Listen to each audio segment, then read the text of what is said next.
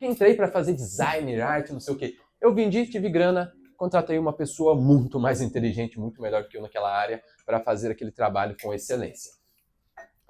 Trouxe alguns princípios aqui de você se lapidar, de você se desenvolver, de você construir uma versão melhor de si, versão essa capaz de realizar o que nenhuma das suas outras versões foram capazes de realizar até o presente momento. Esse é um papel constante que o vendedor precisa estar desenvolvendo. Trouxe que vendas é emocional, você precisa de gerar uma senoide emocional para que você consiga eletrificar o teu cliente e gerar de fato uma conversão. E para você vender, você precisa entender de pessoas, por isso entender que toda a sua comunicação deve ser sobre a pessoa que está querendo comprar. Por isso o gene egoísta. Aqui eu vi que algumas pessoas me marcaram. Hoje até final da noite eu vou escolher ali o melhor insight que vocês marcaram no Stories e vou dar um presente misterioso ou R$200 no Pix, a pessoa vai poder escolher. Trouxe a visão de paraíso, inferno, autoconhecimento. A maioria das pessoas elas não têm clareza sobre elas, então você, ao longo de um processo de vendas, tem que ajudar a pessoa a entender o que ela de fato deseja, qual que de fato é a dor que ela está sentindo. Então é um processo de você levar o autoconhecimento, de você tirar a venda, fazer com que a pessoa veja o que antes ela não via. Então vender é desvendar, é tirar a venda, é levar clareza para o indivíduo, clareza que ele não tem. Porque se ele tem clareza da transformação do teu produto, do teu serviço, da tua mentoria, ele vai ter uma motivação maior, ele vai ter um motivo maior para tomar uma ação que é comprar de ti. E nós paramos nessa parte aqui de conduzir. E você precisa de conduzir a pessoa o tempo todo ao longo do teu processo comercial. E condução é uma dança. Então, alguém dança aqui? 2 pessoas, só 3 pessoas, 4, 5, 6. 6 pessoas dançam. Tem um lema bem legal de uma escola de dança lá em Floripa, que é em um corpo dançante habita uma alma feliz. Acho lindo isso. Eu amo dança, eu danço Zuki e forró. E na dança, quem está conduzindo a dança, ele sabe onde ele está e sabe qual que é o próximo passo que ele precisa dar. Por quê? Quem está conduzindo, mais do que dar um passo, ele precisa de conduzir a outra pessoa a dar esse passo também. Então na dança, quando eu pego a mão da dama e levanto ela aqui, eu estou dando um comando, conduzindo. Quando eu faço isso, eu estou dando um comando para ela girar. Eu não preciso falar assim, fulana, gira. Eu não preciso. Eu só levantei a mão dela, ela sabe que girar. Na venda, a mesma coisa. Você não vai falar para a pessoa, fulano, compra de mim. Fulano, faz tal coisa. Você não faz isso. Você dá um comando sutil, conduz ela de forma bem sutil para que ela, por si só, ela entre naquele movimento, naquela dança e por ela mesma, dá aquele passo em direção à venda. E nessa parte de condução, você precisa de levar a pessoa do ponto A ao ponto B, do ponto B ao ponto C, até levar ela no ponto G, onde ela tem um orgasmo e compra de você. A maioria dos vendedores, ou ditos vendedores, tentam direto vender pro lead, só que não funciona. Se você chega com uma visão de vender, a percepção que aquela pessoa tem de você é que você está tentando roubar a sobrevivência dela. Está lá tentando roubar a sobrevivência, então ela vai fechar. Vocês já ouviram a frase, as pessoas amam comprar, porém elas odeiam quando tentam vender para elas? É exatamente sobre isso. Quando você pula etapa do processo comercial.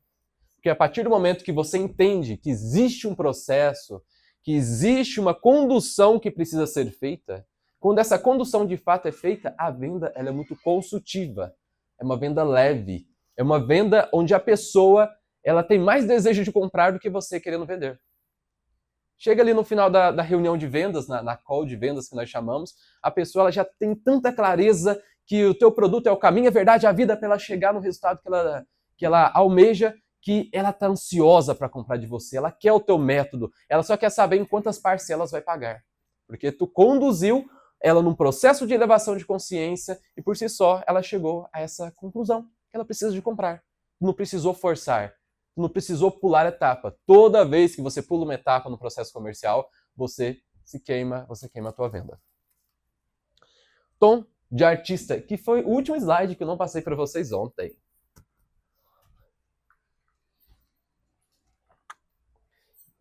Nossa, eu já tenho uma aula de umas 2 horas só falando dessa parte aqui. Todo vendedor é um vendedor de esperança. Faz sentido para vocês? Sim? Algumas pessoas falam assim, não, né? Todo grande líder, ele é um excepcional vendedor. Por quê? O grande líder, ele sempre vende a esperança. Ele vende a esperança de um mundo melhor, de um resultado melhor. Você pode pegar qualquer grande líder hoje, vamos pegar na área da política. Lula, Bolsonaro, são grandes líderes. Eles movem multidão, independente do seu viés político. E eles vendem o quê? A esperança o tempo todo. Eles estão o tempo todo ali vendendo a esperança. Qual a esperança que eles vendem? Vamos lá, vendendo a esperança, o Bolsonaro vendendo a esperança. Vou acabar com a corrupção no Brasil, não vamos deixar que esses esquerdistas tomem conta da nossa nação, não vamos deixar que a ideologia de gênero entre dentro das nossas casas, destrua os nossos valores cristãos. Vamos fazer com que a economia suba, livre capital. Bolsonaro. Aí vem o Lula. O pobre vai voltar a comer picanha de novo, vai tomar cervejinha no domingo. O pobre vai poder voar de avião. Não está vendendo uma esperança para as pessoas? Então, qualquer grande líder, vamos pegar, por exemplo, o Martin Luther King. Tem um discurso dele muito foda do apartheid. Não sei se vocês já viram. Alguém já assistiu? Aquele que ele fala, I have a dream, eu tenho um sonho, que pretos e brancos possam frequentar a mesma faculdade, que possam entrar nos mesmos banheiros. Então eles vendem esperança de um mundo melhor.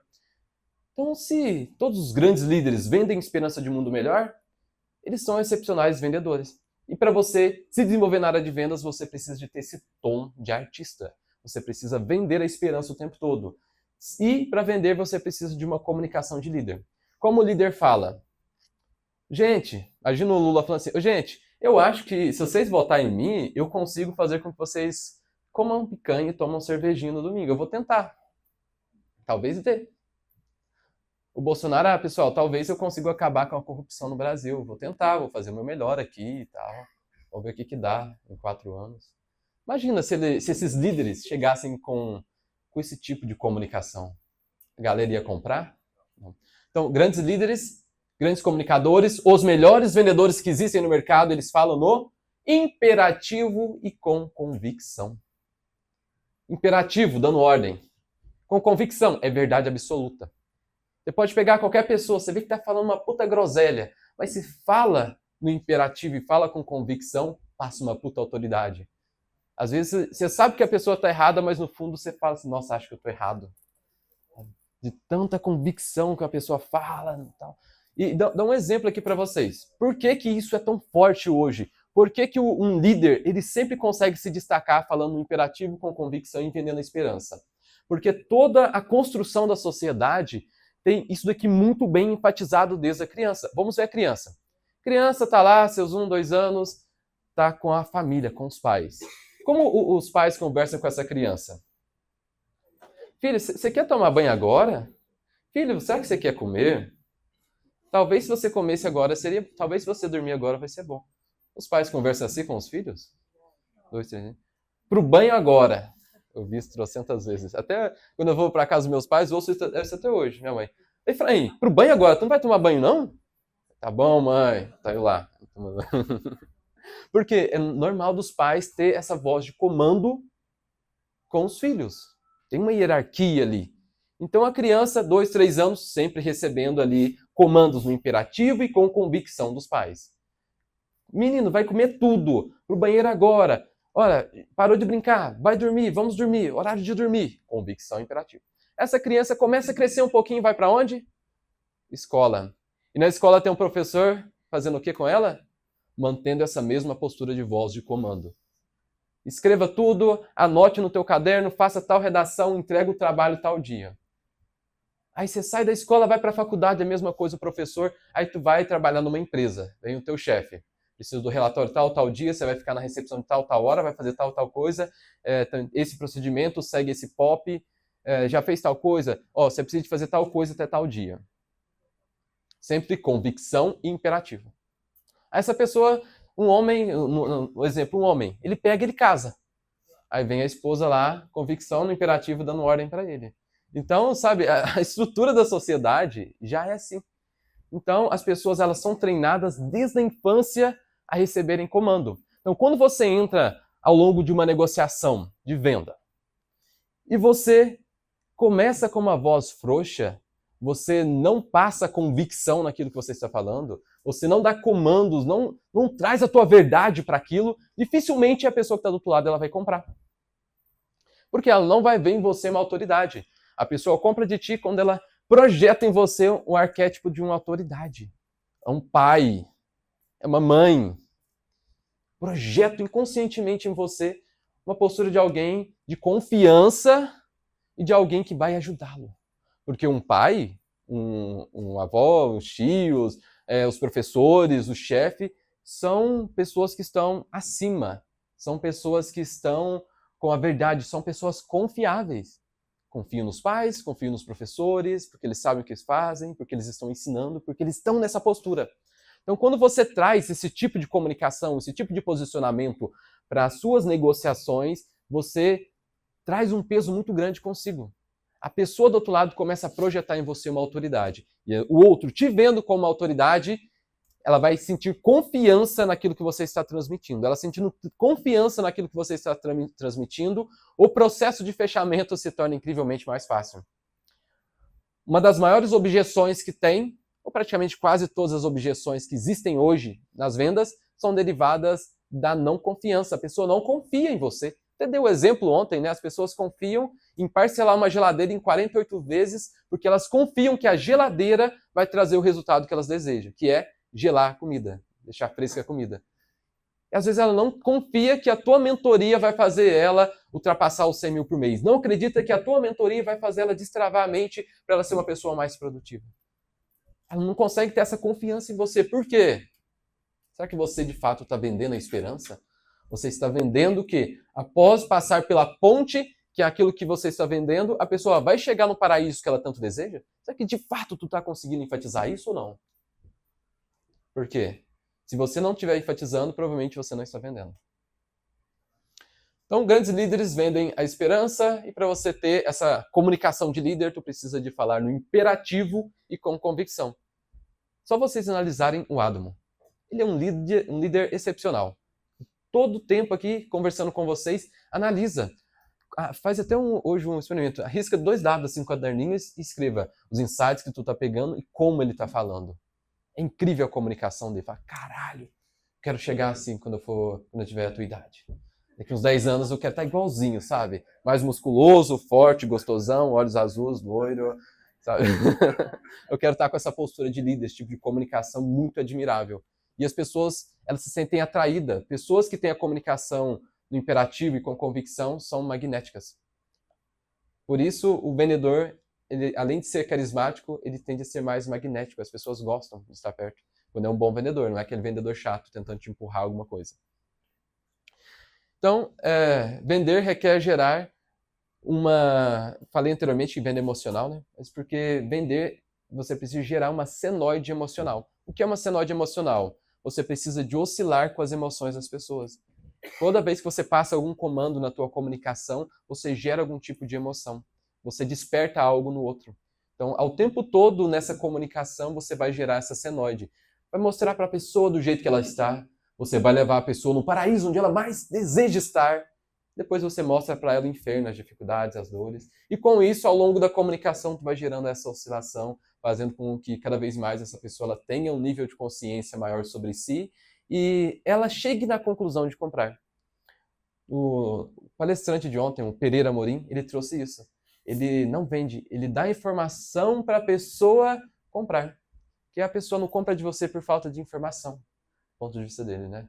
Então, não é que falta de informação, é falta de uma consciência de que você, de fato, traz a solução. E para você gerar essa consciência, você precisa de fazer essa pessoa sentir. Precisa trazer ela dentro da sua narrativa. Porque se a pessoa ela não está dentro da tua narrativa, dificilmente ela não compra. E eu trouxe aqui um ponto de persuasão, acho que estava no slide anterior. Persuasão é você persuadir. Persuadir. E persuasão é você antecipar a atenção. Onde eu quero que a atenção do meu potencial cliente esteja? Porque tudo que eu faço antes é para levar ele para essa atenção. Eu quero que o ponto focal, o ponto de foco do meu cliente seja comprar de mim no final. Então, o que eu vou fazer? Tudo que eu trouxer ao longo da minha comunicação é para fazer ele chegar na conclusão de comprar. Conseguiram entender?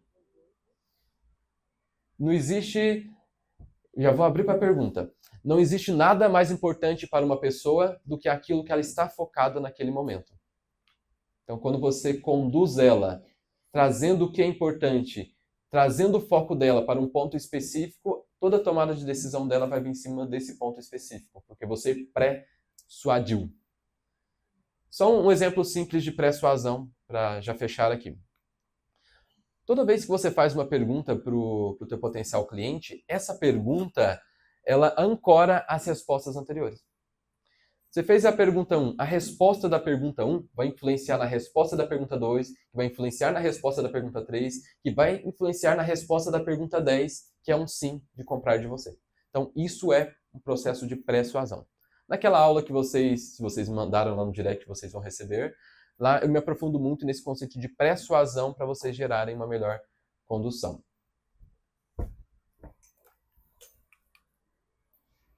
Então, esses foram os 2 slides que não deu tempo de passar ontem. Estou compartilhando com vocês. Vou abrir para uma pergunta. Enquanto isso, o nosso videomaker vai se preparar para nós ter uma troca aqui que eu quero saber. Estou louco para saber como que foi a experiência de vocês ontem. Eu vi algumas pessoas chorando, eu vi umas pessoas rindo assim do lado, feliz. E eu quero saber mais de vocês como que foi essa experiência. Só vou abrir para a pergunta da moça de Miami. Olá, bom dia. Bom dia, pessoal. Meu nome é Yanda.